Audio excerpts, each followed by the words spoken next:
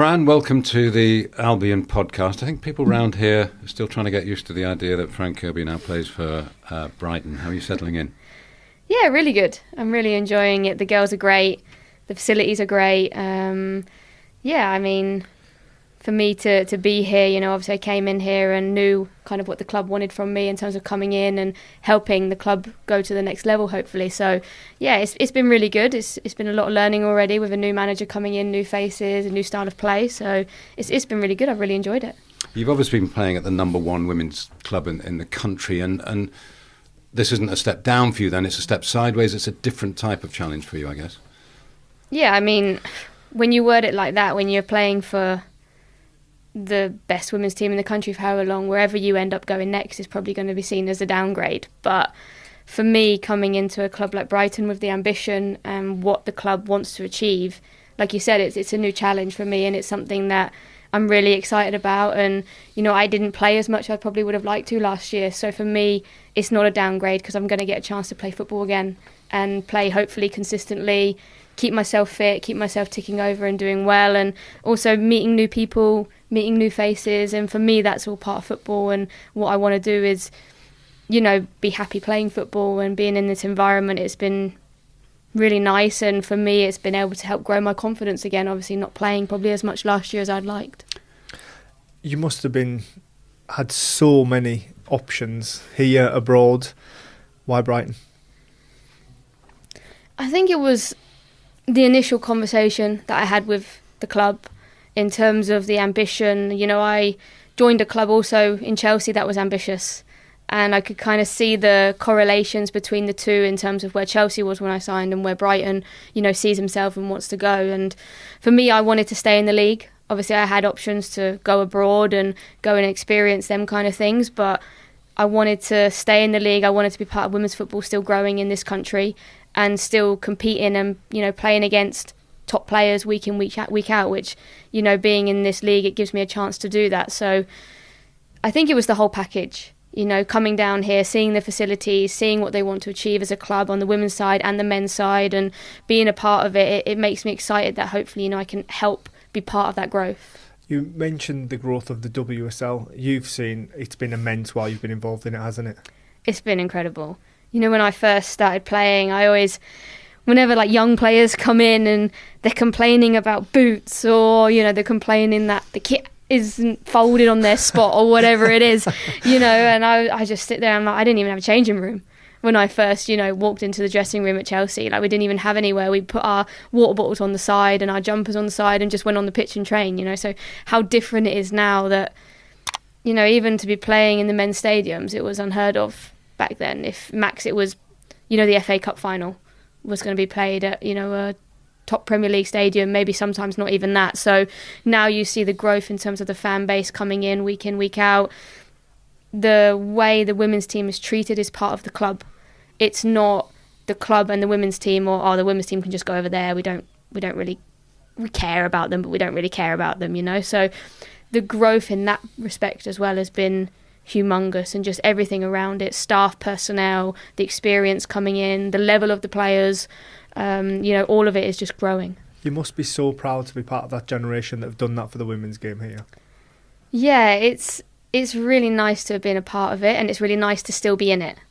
I think I know so many players who were part of that growth and haven't been able to experience how it is now. The upside. Yeah, and for me, I feel really privileged that I kind of went through that moment, and I'm relishing it at, a later stage of my career, but also, at a stage where I feel like I can still show people what I can do and be a part of it and still help, create that excitement go into a game. I want people to come to football, women's football, and be excited about what they're going to see, whether they go and watch Arsenal, Chelsea, or they go and watch, whoever it is. They want to be excited to go there and watch, and that for me is one of the key things and one of the reasons why I'm still proud to be in the game, because as the game grows, obviously sometimes you can feel like you get left behind, but I think I've been able to grow with it and maintain the level with, when I first started, I didn't sign pro until I was 22. Whereas, you have these girls signing pro now when they're 17, 18, which is amazing. And it's what we wanted for so long. But be able to... because there's a clear pathway now as well for them, isn't it? And absolutely. That's what your generation have done for the younger girls. Yeah, absolutely. And like I said, so many now have stopped playing and they're not able to experience that or play in a sold-out Wembley or to play in a sold-out Emirates Stadium or whoever it is. So for me, I feel like I'm really lucky that I'm still able to be here and still be able to do it, you know, while it's still growing and has got so much bigger. There was a similar buzz when Vicky Losada joined the club, and I wonder whether you've had spent much time with her yet, and whether you see yourself in a similar leadership role, because the two of you together would be quite formidable in terms of, you know, experience and know-how, wouldn't you? Yeah, it was funny today in training. We did old players versus young players, and she tried to say that I was the oldest player here because we've been playing against each other for so long. I was like, whoa. No. We played against each other when she was at Arsenal and I was at Chelsea, and then when she was at Barca. So, you know, we've been around for a long time playing against one another. So, yeah, Vicky's a top player.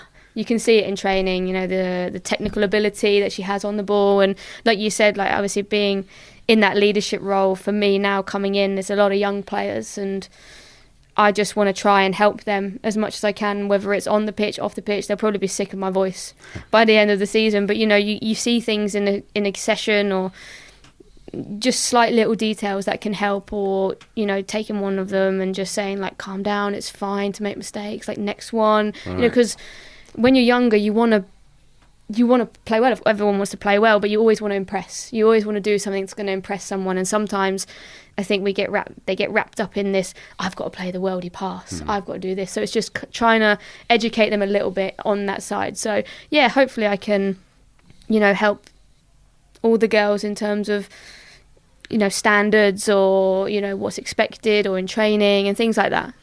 Yeah, because it sounds like you relish that role, because some players would just want to would get on with their own job, but this club actually values that kind of seniority leadership role. It's the same in the men's team as well, so you're happy to take that on in the women's game, in the women's club, are you? I think it's just installed in me, to be honest. I think I've always been so competitive in training, in games, whether it's a small-sided game, whether it's 11v11, you know, I have myself at a high standards that I hold everyone to, and for me it's like, training should be harder than a game in my eyes, because if you make training hard, then the games would just feel like you're just cruising through it and you just know your role, you know what you're doing. So yeah, hopefully I can bring the standards, obviously, that, you know, when you're at a club like Chelsea, you know, the standards are so high in terms of training week in, week out. So I want to try and bring that as much as I can, obviously with the understanding that, you know, it's not going to be, can't go around just screaming at people, but, you know, how can I help make people understand the game a bit more, help the coach in terms of getting his tactics across to the players and everything like that.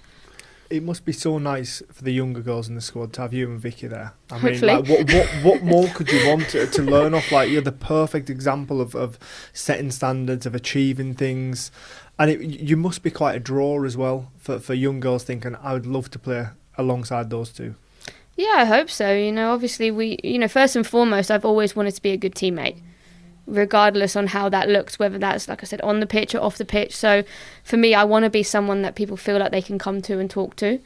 And if there's something going on with them and they need me to relay that in some shape, you know, I'm happy to do that and happy to be that person. And yeah, like I said, like I will advise on the pitch, but I also will drive standards. Like if I feel like you're constantly not up to the level, then we're going to have a conversation about it.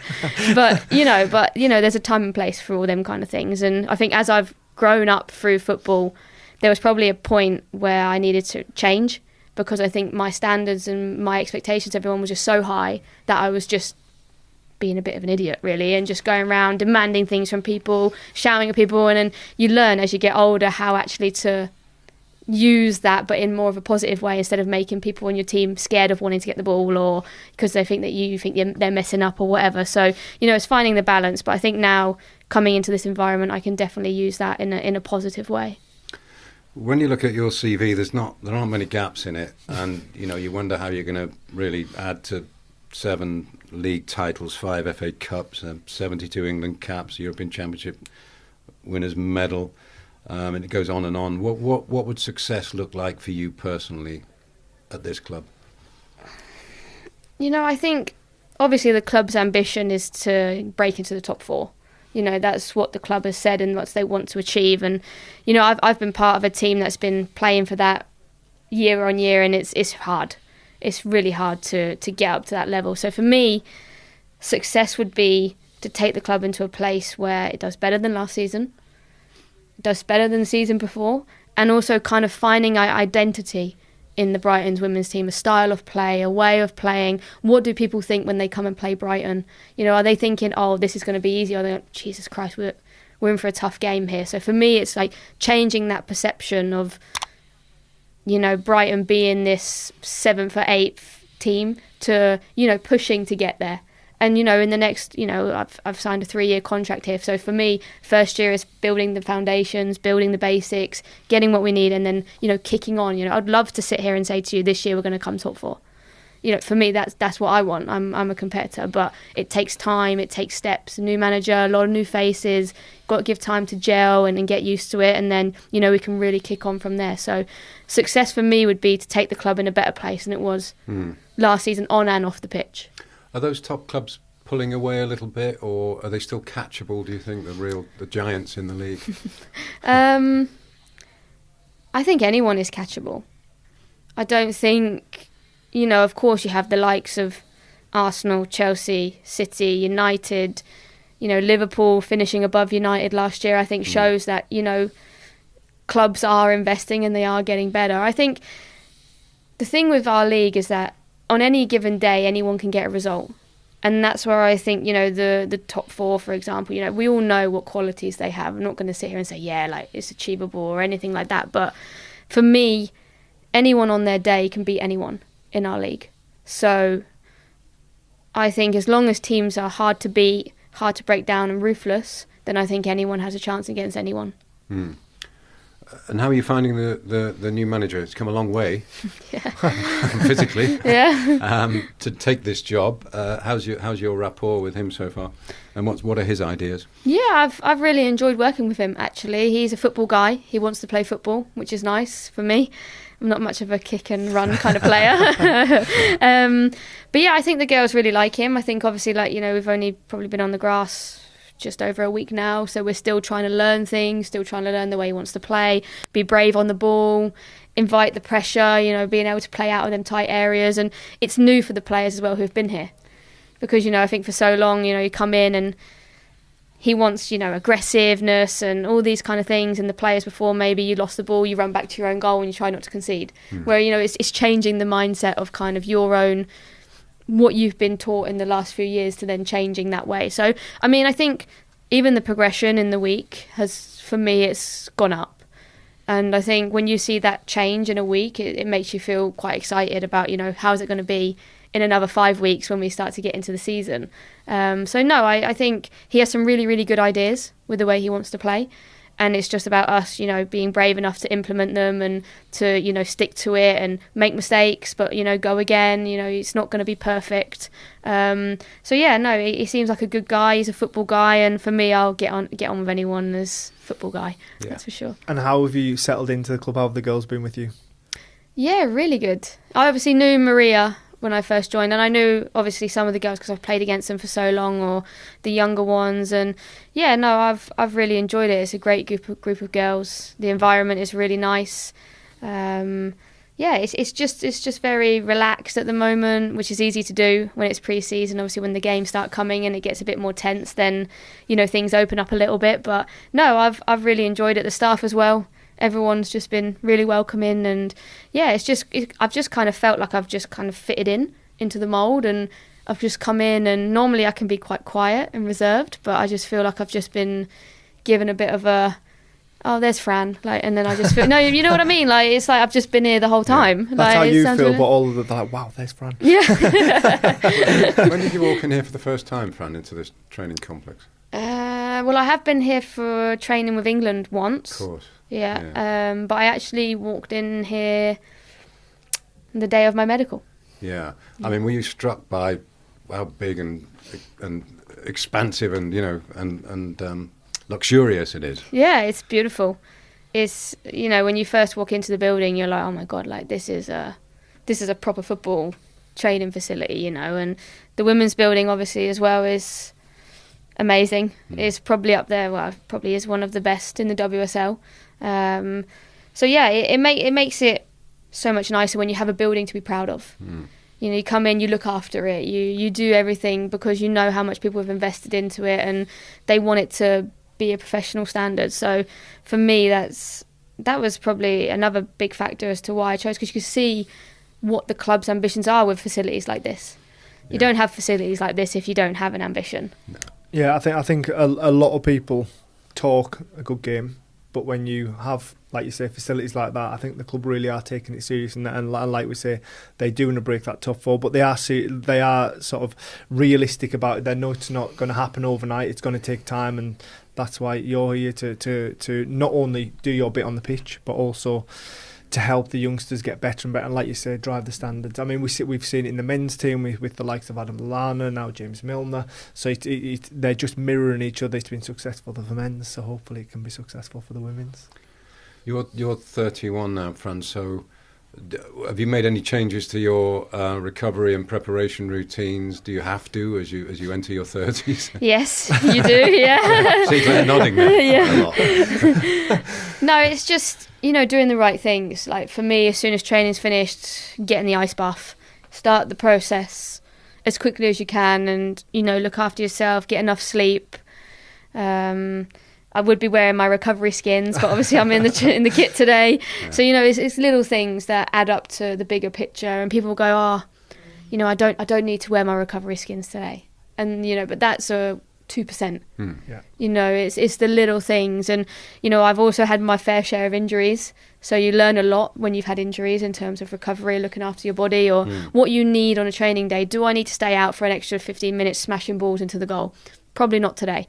Can do it tomorrow, or you know, it's looking after yourselves in different ways. I remember when I was, you know, 10 years ago, I'd stay out for about 30-40 minutes just smashing the ball into a goal, whereas now you have to be a little bit more careful with everything. And for me, the most important thing is that I'm ready for match day.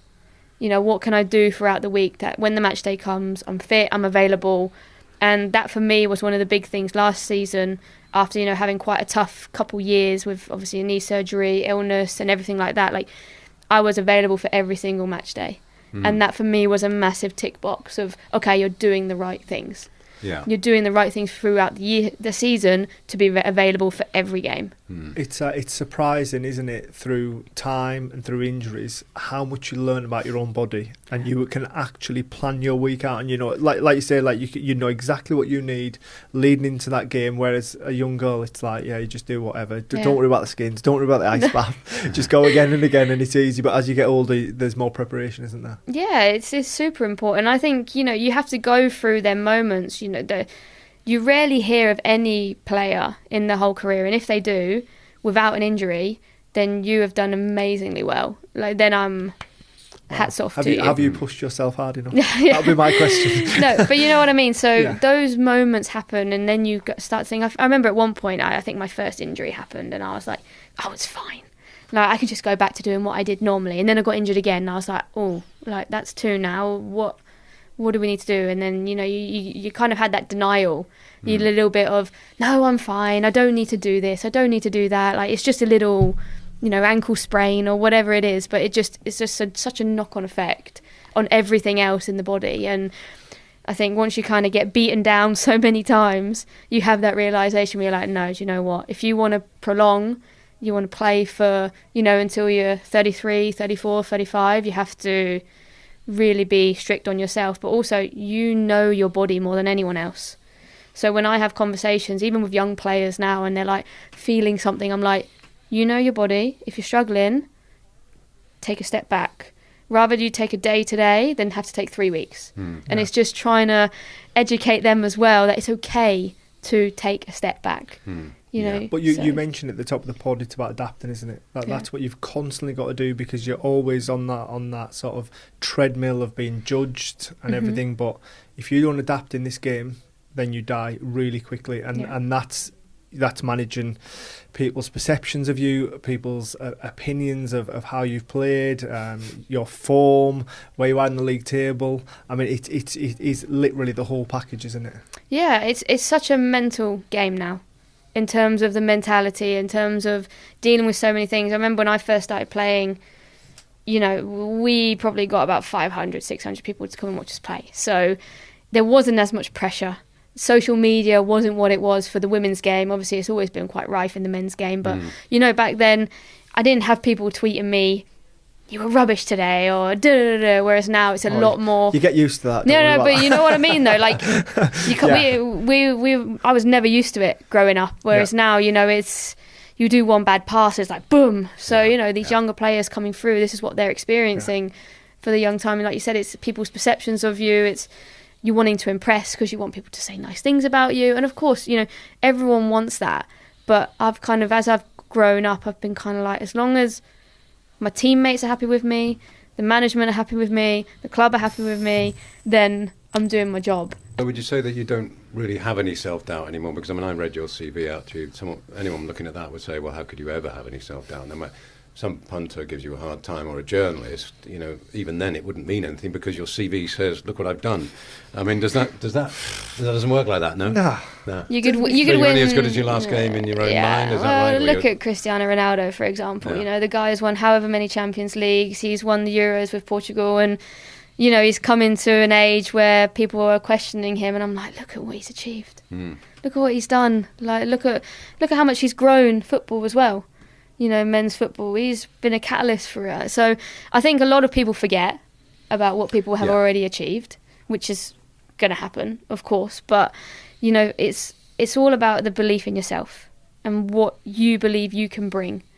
And, coming into this environment, being in training and training well, for me, my confidence is already growing.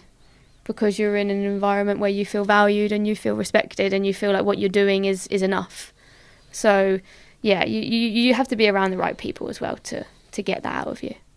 It's so important to have that right concoction of people, isn't it, in a dressing room, because you just get a few that go the other way, and all of a sudden you've got a split camp. And so it's important that like bringing yourself in. I'm sure the club looked at you as a person first and foremost, and then as a player. Everyone knows what you're like as a player, so that was never in doubt. But it's about the person, and then if you can get 20, 25 people of similar mindset, then special things can happen, can't they? Yeah, definitely. I was honest with the club as well when they were talking to sign me. I said, look, I'm a winner. I want to win, and if that's not a bad thing. No, but these are the demands that I'm going to be setting for people in training. So if you don't feel that maybe I fit into that in terms of, the demands, then we're not going to be a match, because I want to be somewhere where I feel like people are giving and they want to succeed. And, when I spoke to the club and I spoke to a couple of the girls, they want to. They really want to, and they want to push it and they want to do well. So why would you not want to come to a club that wants to do something positive? Yeah, it's funny. I don't want to bring the men's side in too much, but we talked to Adam Lallana and James Milner last season, didn't we? And that's exactly what they said. They said, well, we'll come and join you, but we want to win, and we want everybody else around us to win. So there's a different messaging, isn't it, from a club that's upwardly mobile? If you suddenly say, okay, we've gone far, and we're climbing nicely, but we're here to win. And it sounds like that's your feeling, that's your message on the women's side as well. Just as it was on the men's side. Yeah, definitely. It's why I've played football for so long. Everyone, I played football because I love it, of course. Like, first and foremost, that's why you played as a kid. But for me, the feeling of winning, it doesn't get much better. It doesn't get much better. And that's not just a trophy. That's winning a small-sided in training today. You know what I mean, though? You come off the pitch and you're like, I won today. Like that for me, like last year at Chelsea, like I said, I didn't play as much as I wanted to or would have liked, but every day in training I was like, I'm going to be on the winning team. That was my mindset, because that gives me something. So for me, going out into training, winning in training, it gives me something. And if I haven't won in training, why haven't I won? What have I done that didn't benefit the team? What can I do better next time? It's always self-evaluation. So yeah, that was one thing that I said to the club when I first joined, because you have to be on the same lines. Talking about making, obviously, the squad you're in at the minute better, Brighton, what about how good can the WSL get with the pathway your generation have created for the young girls now? There's like, from a really young age now, there's like a clear identity, there's a clear sort of route to being a professional footballer. How good can the WSL get, and how big can it get? I think the sky is the limit. I think with now the clubs, it works in stages. Obviously, the clubs are focused on the women's teams for so long, and now it's going to filter down into the academy setups, because for me, coming through the system, I think the academies have been neglected because they've been trying to make the women's team so good. So you know what I mean, like in terms of facilities for the academies. Here obviously the academy girls get to use our facility, which is amazing. They get to do gym work, they get to get strong, they get to do these things, whereas 5 years ago that wasn't the case. It wasn't the case that the girls could use gym equipment or anything like that. So I think having things like that in place, proper analysis sessions for the kids. For me growing up, I went training twice a week and then played on a Saturday, and then you wouldn't hear about the game ever again. Whereas now, there's a lot more into it in terms of the girls learning the game and understanding the game, learning tactics at a younger age, and kind of building through that. So, and of course, we want young English girls to do well as well. We want the English girls to be the ones coming through, not, we're not having to buy all the time or bringing in, other players. We want to see English players playing in the WSL. So, yeah, I think the sky is the limit for it, as long as it keeps progressing in the right way and we keep building also from a younger foundation up. You say that about the English girls, but the WSL's taken a very similar path to the Premier League. It's become the global league, isn't it, for women's football? Yeah, and I think that's what's got it to where it is, to be honest. I think it needed that shift from going, semi-pro to full-time, but also bringing in players who have played at a top level for a long time. I remember when I first joined Chelsea and I was there with Ji So-yeon, who is one of the best players I've ever played with or seen. And she elevated Chelsea. She was the first one that signed for Chelsea, was pro, and everyone else started to follow. And they saw how good she was, and they were like, oof, I need to raise my game here. I need to get better. And I think that's what it has begun as well. You bring in these players. I remember when Chelsea signed Ramona Bachmann, who top player, playing Champions League final, and I turned up to train, I was like, I have to raise my levels here because she's a quality player, and if I'm going to have a chance of playing, I've either got to get on the same level as her, or I've got to get better, because otherwise I'm going to be sitting on the bench. We've got to find a way that I'm at the same level so we can play together. And that was the same for every player coming in. We signed Pernilla Harder, we signed Sam Kern. I'm like, I have to raise my level, because if I don't, I'm going to be sitting on the bench, and I don't want to be doing that. So, it's been really good having these players come in, because they have grown it and they have shown what the levels are. But of course, we always want the young English girls to come through, because we want England to do well. Yeah. I mean, I can remember growing up and the women's league in America was superior to the English league, and now we've surpassed them. Yeah, but it's all about going pro as well. For so long, the league wasn't even semi-pro. It was people were working throughout the day and then going to training. And, when I first started, I was getting up at 5 o'clock in the morning to go to the gym, then working 9 till 5 and then training 8 till 10. That's how life was. And did you ever imagine or dream that it could come full circle? Oh, absolutely not. Not back then either. Because, at the time I was at Reading, we were in the WSL 2. We were semi-pro, barely semi-pro. And that's just how life was. That's what everyone was doing. Everyone. Did you see many girls fall away because life was like that? Yeah. A lot of players didn't end up kind of just pushing through it, because, when you're working full time, it's hard then to go out and train. And, I never judged anyone when they had to, put football to the side, because, life has to come first. But obviously now we're in such a privileged position where we can play full time, get a full-time wage, and be able to, do something that we've all wanted to do for so long. But yeah, back then when I was getting up at 5 o'clock in the morning, I could never imagine that I would, be signing a pro contract and being able to just get up and go to training. That's nice. Yeah. Well, we've got some quick-fire questions for you, if you don't mind. Okay. Are you going to do those, Glenn? Because you're the quick-fire king, aren't you? Wow. Right, they're just like basic stuff. Yeah, that's fine. What's your favourite cheat meal? Cheat meal? Ooh. Do you know what? I'm a really, really boring eater. Really boring. Like, go on then. No, but like, I'd probably say a Nando's or something. That's all right. Yeah, but what's your go-to at Nando's? Because everyone has a go-to at Nando's. I was, lemon and herb. Any of the chicken, really. Okay. I don't really have, like, I mix it up. Sometimes wings, sometimes butterfly, mix it up. Okay. But lemon and herb, No spice. Even though I do have the spicy rice, which kind of like counteracts the whole page. No spice. No peri-peri. Is there? No. Who's your sporting hero? Ooh. Doesn't have to be football. Yeah, it's probably going to be football though. I thought it might be. No, I was just opening it up for you. My sporting hero was Thierry Henry. Used to love watching him play. The player you've learnt the most from? Player I've learnt the most from? Oh, that's a good question. I'd probably say Kelly Smith. I always used to watch, the only game that was ever on TV back then was the FA Cup final, and it was always Kelly Smith. Okay. Yeah. Who's your biggest sporting rival, i.e. the person that you've looked to drive you along the way? Who you've looked to try and catch up, to surpass? When I was really young, it was my brother. Okay, yeah. Because I wanted to beat him at everything. And then I had... and then you surpassed him. So yeah, he doesn't play football anymore, no.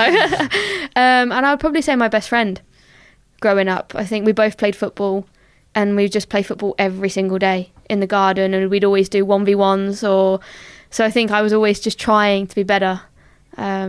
Obviously a healthy rivalry. It never got out of hand. We're still friends now.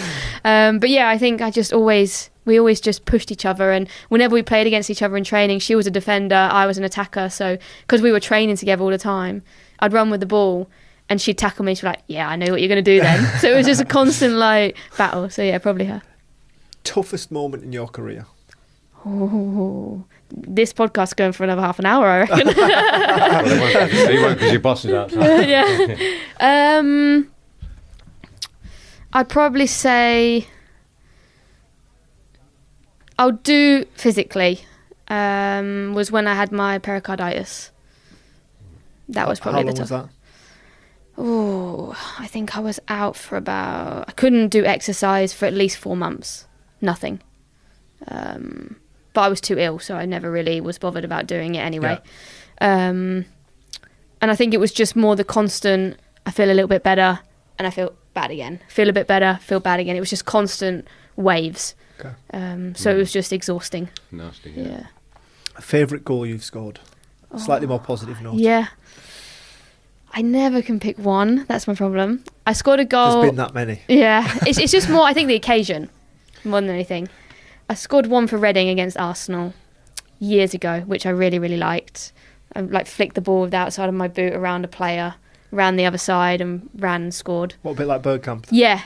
Obviously it's a bit better, but it's similar. I noticed your goal record for Reading was insane. Yeah, it was all right, yeah. We should skip that one, don't you? Any pre-game rituals? Yeah. Pre-game. When I'm at home, I always have a spaghetti carbonara the night before. That's nice. That's probably my only one. Yeah. Oh, the chef here makes a brilliant carbonara. Oh, really? Yeah, he does. Yeah, it's one of his things. He was boasting about it, wasn't he? He was the other night. I'm going to have to try one. Yeah. I've just got one finally for you. This is like the most obvious question in the world, but people want to know the answer to it. The single highlight, if you had to pick a single highlight of your career, would it be England winning the European Championship? Or would it be a club highlight? It has to be England winning. Yeah. But I would say, on the note of the hardest moment, I would say the best moment of my whole football career was getting back on the pitch after my illness. Yes. And feeling like a human being again, and feeling this is where I belong. So in terms of trophy, medal, absolutely. But in terms of that moment where I felt really proud was when I was able to go back into training with the team and be able to kind of go on from there. Yeah, dead right. Nice. Fran, it's a real delight to have you here. Thank you very much. We wish you all the very best for the new season. Thank you so much. Thank you.